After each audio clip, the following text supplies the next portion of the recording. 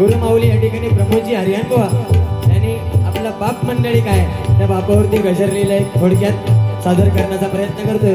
झुंजू मंजू पाठ झाली कोंबड्यानं उर्वेला लाली आली तिला जाग विरविरती राणी वनी पाखर विरविरती राणी वनी पाखर जीवाचा मैत्राळ ढवळान पवळा सुताला घेऊन चाललं.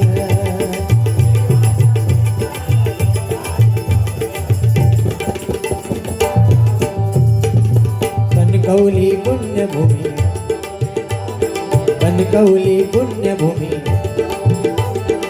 अभिषेक शिरसर्व कणकवली पुण्यभूमी बालचंद्र बाबा वाली दोन नदींच्या काठी बसली सुंदर गारी बाबांच्या मायेची पाखर गारी बाबांच्या मायेची पाखर अधर्म वाढला वाढला विचार तेव्हा पुन्हा अवतार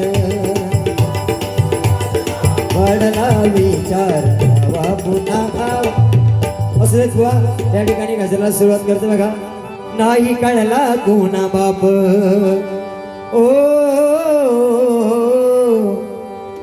हुऱ्या चालल्या रानात त्या माझ्या फक्त कोकणातच बुवा भेटला.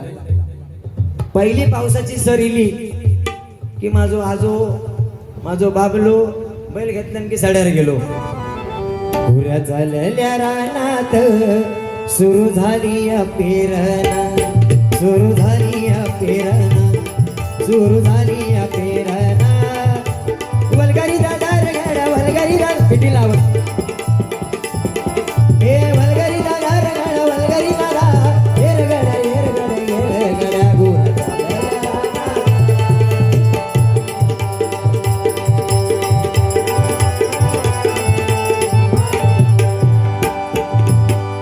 नाही कळला गुणा बाप जन बाप नवे शाप नाही कळला गुणा बाप जन बाप नवे शाप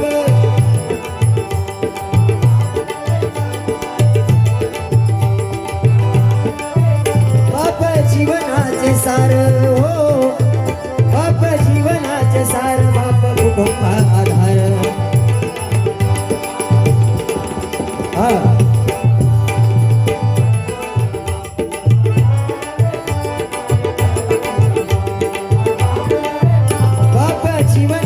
सार बाप जीवनाचे सार बाप कुटुंब आधार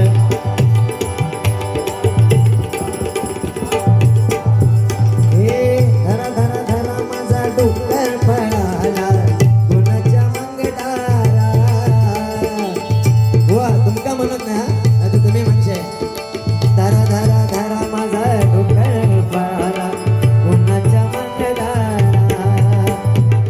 काय बुवा आजचा बुवांचा पोशाख बघा एकदा ऑर्केस्ट्रावर अँकरिंग करता बघा कसं पोशाख दिसता लकलकाट.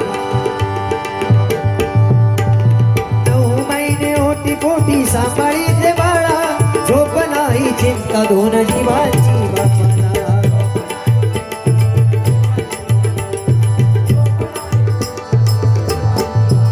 हो बघा 9 महिने होती पोटी सांभाळणारी मंडळी आपली आई आहे आणि त्या दोन जीवांची चिंता करणारा मंडळी बाप कोण असेल तर आपला कलियुगातला बाबाच कोणाला दिसला नाही. म्हणून काय म्हणतोय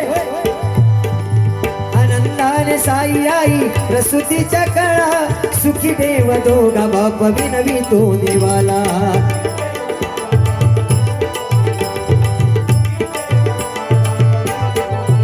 बाळ पाहताना उरे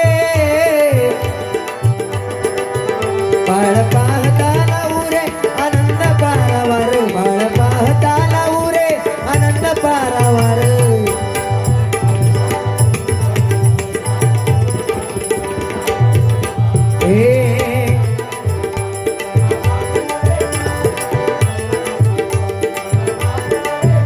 बाप जीवनाचे सार बाप जीवनाचे सार बाप कुटुंब आधार.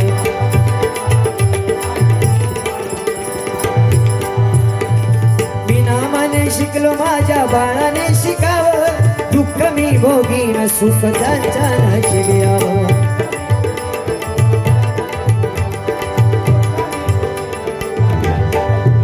त्या बापाला एवढंच वाटत असतं की मी जरी नाही शिकलो तरी त्या माझ्या बाळाने शिकावं. त्याच्या पदरात आलेलं दुःख सगळं काही असेल तर तो मंडळी काय कलियुगातला बाप सांगतोय की माझ्या लेकीच्या किंवा माझ्या मुलाच्या त्या पदरात पडलेलं जे काही दुःख असेल ते दुःख मात्र सहन करण्याची ताकद माझ्यात आहे. म्हणून एक कुडकुळे वेदना म्हणते की सुशिक्षित कोणाला म्हणावं, ज्यांनी या आपल्या हिंदू धर्म संस्कृतीला कलंक जाऊ दिला नाही आणि आपल्या हिंदू धर्म संस्कृतीनंतर आपल्या आई बापाची मान या समाजामध्ये खाली जाऊ दिली नाही, त्याला सुशिक्षित म्हणावं. म्हणून काय म्हणतोय बघा, एक सून मोठ्या घरची डोळ्यांनी पाहावं, आयुष्याला मोत्यांना त्या निशात आयुष्य व्हावं.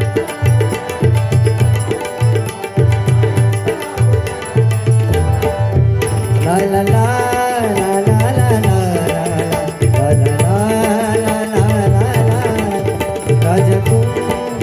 राजमी तू माझी राणी तू मी तुझा राजा रे. शपथ बाबांची कधी, शपथ बाबांची कधी येईना ओठावर. ज्यावेळेस छोटा अपघात होतो तेव्हा आपण उद्देशून काय म्हणतो तर आई ग, आणि ज्यावेळेस मोठी टक्कर होते आणि जर मोठा अपघात झाला तर सरत्या शब्दाला आपल्या मुखातून काय येत असेल तर बाबा रे. म्हणून काय म्हणतोय बघा, शपथ बाबांची कधी येईना ओठावर, शपथ बाबांची कधी येईना ओठावर.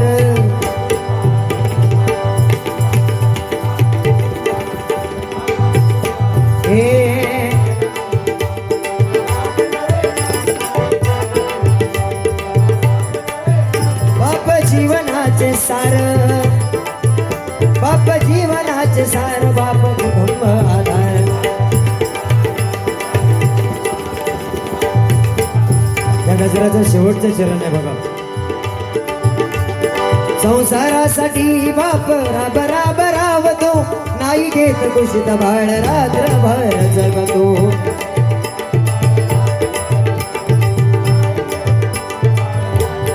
शेवटचा एवढा फक्त एक चरण आहे, तेवढा दोन फक्त मुद्दे मांडण्याचा प्रयत्न करतो आणि या ठिकाणी गजराची सांगता करतो बघा. संसारासाठी तोच आपला बाप राबत असतो, पण ह्या कलियुगात मंडळी तोच बाप कोणाला दिसला नाही. कारण दुपारच्या जेवणाची चिंता करते ती आपली आई आहे, आणि या आयुष्यभराच्या जेवणाची चिंता मंडळी जर कोण करत असेल तर तो मंडळी आपला बाप आहे. सांगायचं तात्पर्य एवढंच आहे, आपल्याकडे खूप पैसा आहे पण डोक्यावरून मायेनं फिरवताना जर ती आपली आई जर नसेल तर त्या जीवनाला व्यर्थच नाही, लक्षात ठेवा. म्हणून काय म्हणतोय, कोणताही नवस न करता पावणारा देव म्हणजे कोण असेल तर मंडळी आपला बाप आहे. एका वेलंटीचा फरक आहे बघा, जी जन्म देते ती माता आहे आणि जिथे आपली अस्थी होणार आहे ती माती आहे. तुम्ही एका वेलंटीचा फरक आहे. म्हणून काय म्हणतोय, आई घेत कुशीत बाळ रात्रभर जगतो,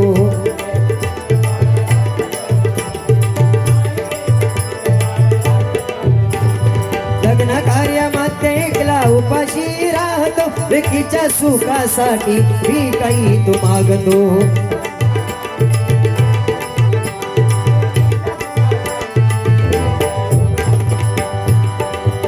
प्रमोद विनवितो तुम्हाला,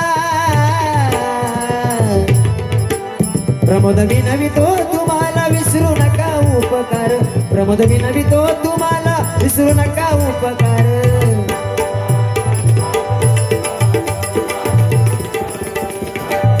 हे नाही कळला तुना बाप,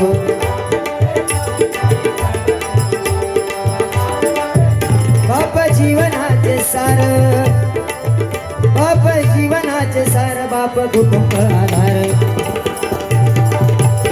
बाबा हो बाबा, बाबा हो बाबा. धन्यवाद.